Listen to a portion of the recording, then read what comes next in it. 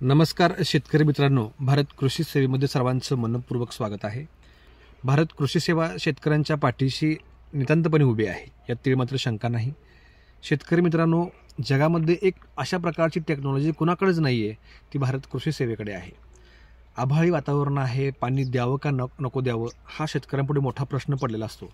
आपण बघू शकता खूप आभाळी परिस्थिती आहे।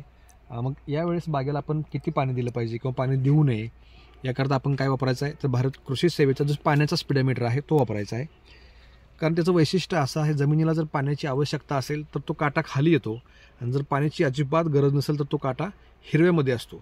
आपण त्या नियोजनाखाली जर शेती केली तर आपला कोणताही द्राक्षाचा प्लॉट असेल, डाळिंब असेल किंवा इतर कुठलीही पिकं असतील, आपला ऊस, कांदा, भाजीपाला याला कुठलाही अपाय होत नाही।